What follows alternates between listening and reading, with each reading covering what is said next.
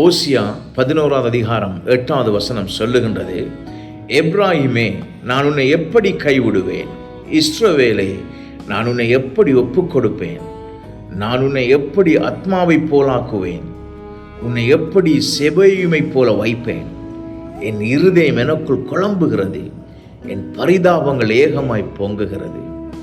ஆமென். அருமையான தேவவசனமே, நம்முடைய ஆண்டவராய் இயேசு கிறிஸ்து உங்களை கைவிடவும் இல்லை, அவர் உங்களை மறந்து போகவும் இல்லை. இன்றைக்கு உங்களுடைய வாழ்க்கையில் ஏற்பட்ட ஒரு சில காரணங்களினாலே, ஒரு சில பிரச்சனைகளினாலே நீங்கள் ஆண்டவரை விட்டு ரொம்ப தூரமாக நீங்கள் போய் கொண்டிருக்கலாம். வேதத்தை வாசிக்காமல் விட்டு இருக்கலாம். ஜெபிக்க முடியாமல் நீங்கள் சோர்ந்து போயிருக்கலாம். ஆராதனைக்கு போக முடியாமல், சபைக்கு கலந்து கொள்ள முடியாமல் நீங்கள் பலவீனத்திலே வாழ்ந்து கொண்டிருக்கலாம்.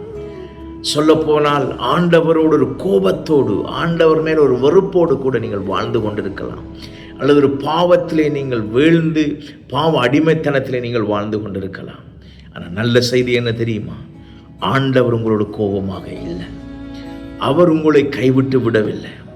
அவர் உங்களை மறந்து போகவில்லை. அவர் உங்களை தண்டிப்பதற்காக காத்து கொண்டிருக்கவில்லை. அருமையான தேவஜனமே, மறுபடியும் ஏசப்பாட்ட ஓடிவாங்க, மறுபடியும் ஜெபம் பண்ணுங்க, மறுபடியும் வேதத்தை வாசிங்க. உங்களுடைய இருதயத்திலே ஒரு தவறு செய்து விட்டீர்கள் உணர்த்தப்படுமானால், ஆண்டவரே என்னை மன்னிங்கன்னு சொல்லுங்க, எனக்கு உதவி செய்யுங்கன்னு சொல்லுங்க, மன்னிப்பு கேளுங்க, மனம் திரும்புங்க. அவர் உங்களை வாழ வைப்பார். அவர் உங்களுக்கு மறுவாழ்வு தருவார். நல்ல தெய்வம் ஆண்டவர் இயேசு கிறிஸ்து தாமே உங்களை ஆசீர்வதிப்பாராக. God bless you.